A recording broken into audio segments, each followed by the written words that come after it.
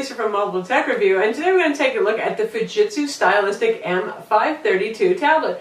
This is their pretty much only Android tablet available now. It costs $550, so it's not really cheap. But you know Fujitsu, they make things that are pretty bulletproof and are aimed towards corporations. A lot of good stuff here. IPS display, the usual 1280 by 800 resolution. Tegra 3, 1.4 gigahertz, really thin. Very sturdy, passed some mil-spec tests. It only weighs 1.23 pounds, and we're going to look at it now. The Fujitsu Stylistic M532 is available now. This is the US version. It's priced at $549, which is certainly steep for a consumer tablet. Now, Fujitsu sells this both to companies and direct online to consumers. You can buy it right off their website if you want. So, you know, corporate pricing does tend to be higher, but still, I'm a little bit concerned about the price on this guy compared to other tablets on the market. What do you get for your money, though? You get an IPS display, and this is impact-resistant, rugged glass. They don't go out and say Gorilla Glass there, so I don't know quite what it is, but that's how they're marketing it. Certainly, the whole piece feels very sturdy, even though it's thin. IPS display, 1280 by 800 standard resolution. We're not looking for cutting-edge consumer resolutions here. Again, they do have more of a corporate focus, generally speaking, at Fujitsu. So there's an NVIDIA Tegra 3 quad-core CPU clocked at 1.4 gigahertz with one core running, 1.3 gigahertz if multiple cores are running. Gig of DDR2 RAM, 32 gigs of flash storage using eMMC technology. And we have a micro SD card slot on board, a micro USB port, and a 30-pin proprietary dock connector that you'll use with the included charger. And you can also use it with the optional $70 dock. Now, the $70 dock adds on USB port, HDMI out. So, yeah, no HDMI out on this tablet. If we take a look around, certainly a nice-looking tablet, very thin. And it reminds me of the Motorola Zoom family in terms of sturdiness, not in terms of thickness, because those do tend to be thicker, but this feels like a nice, sturdy metal tablet with a soft touch back on it. Very light at 1.23 pounds. Now on this side you can see here our volume controls. That's our micro USB port. This little door right here is where your micro SD card goes. Pretty well sealed since it's supposed to be a bit wind and moisture resistant. So micro SD card slot. And here we have an empty slot that would be for a SIM card, I imagine, overseas where you can get a 3G version of this. Up top we have the power button, the headphone jack, microphone. Nothing on this side. And as we take a look at the back, soft touch black, feels good. I believe that's a soft touch over metal, nice and rigid. 8 megapixel camera with LED flash, pretty high resolution camera for a sort of more business oriented tablet. And there are stereo speakers. That's what the little slit is here, and then there's another one over here. The tablet runs Android OS 4.03 Ice Cream Sandwich. I'm sure it'll eventually get Jelly Bean, but it doesn't have it now. And this is as vanilla an implementation of Android as you could ever see. There are no customization, there's no extra widgets here. This is just straight pure Android, right down to the fact that you have just the usual stock Android home screens here, as boring as they are, and you get one option for one that's a dark blue with a Fujitsu logo on it. So all we've got is our little app shortcuts there, and if we take a look at the app drawer, you can see hardly anything on there. Many of these apps I've actually put on here are various benchmarking tools, for example. That's it for preload application. It's just the standard Google Android stuff. So you do get your Gmail on here, you get the YouTube player, and all the usual Google goodies on here.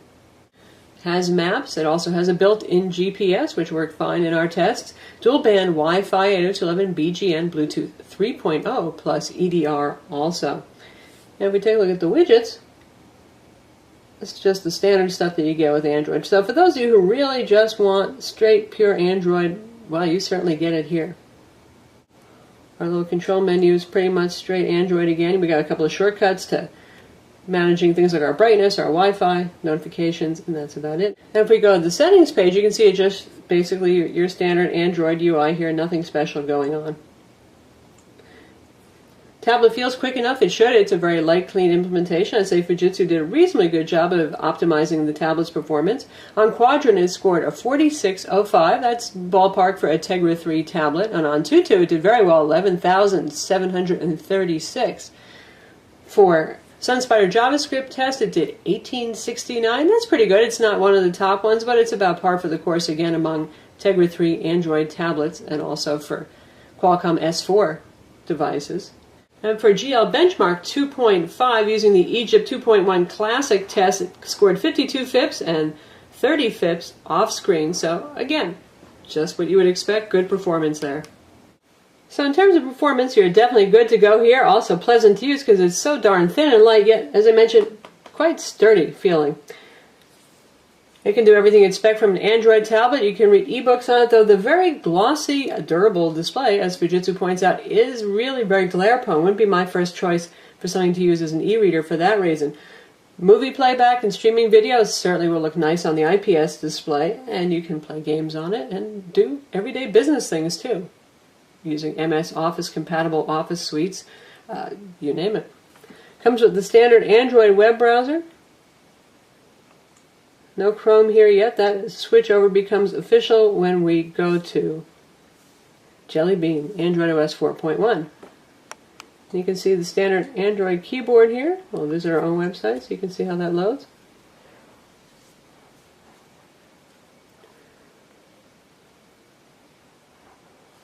Smooth enough. Pinch zooming, good, works fine. And we'll check out a video, see how that plays.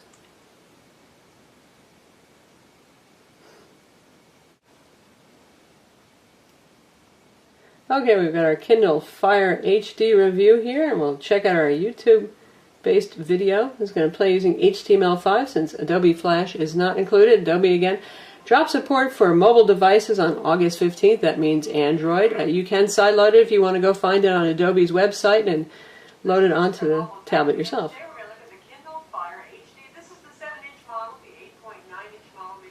Speakers are actually pretty good. We're not even at half volume. Now at half. It's quite good. Much improved speakers, a lot of other good stuff. We're going to take a look at it now. So the Kindle Fire HD. If we pop it out to full screen, works well. $199 for the 16 gig model. And for video playback and viewing photos, we have the standard gallery application that comes with every Android device. That's fully Google certified. And we'll test our 1080p video playback now. One of our test movie trailers, 1080p high profile MPEG-4.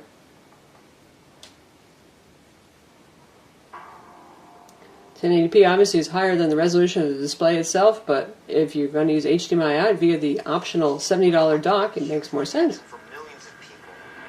And it plays just fine. And the sound quality is pretty good too. It's not the loudest tablet on the market, but it's not harsh, it's not tinny, it sounds natural.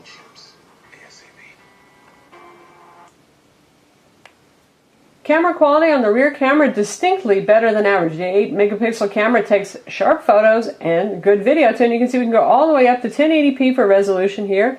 Here's our user interface, plenty of settings available, and you can simultaneously shoot video and take a photo at the same time. And you can see we also have panorama mode down here as an option.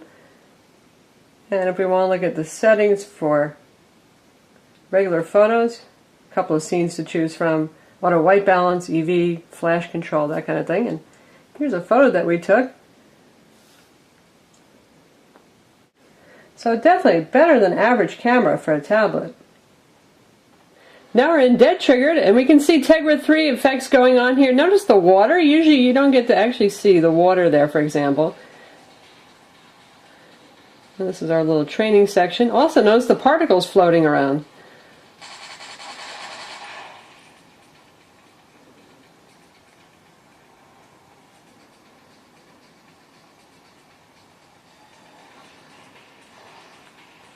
Performance is good.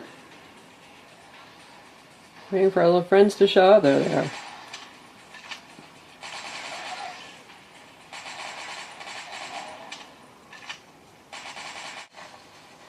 And as we go through the water here, oh, one more, hello, two more.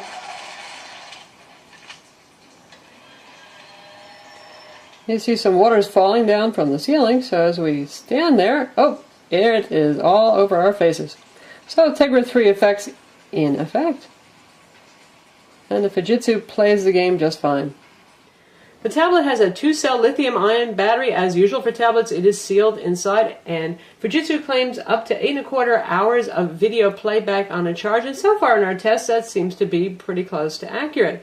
So not the longest lived nor the shortest lived tablet on the market. Again, that kind of puts it in a mid-rangey position. It is, however, impressive given how thin and light the tablet is. There's not a whole lot of room for battery inside. So that's this Fujitsu Stylistic M532 Android tablet.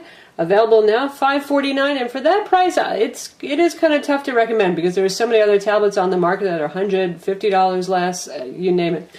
Still, nice piece of hardware, very thin, very light, very sturdy, nice rear camera on this, and very, very vanilla, plain build of Android. Now that's a fine thing if you're a power user, but otherwise, for those of you who open this up and take it out of the box, there's no PDF reader, there's no Office suite, there's nothing there but the very basic Google Essential apps. So you're going to have to download everything yourself. So for folks who are kind of new to tablets, that's probably not the best thing. They could use a better suite of applications to get them started with social networking, obviously viewing Office documents, that kind of thing.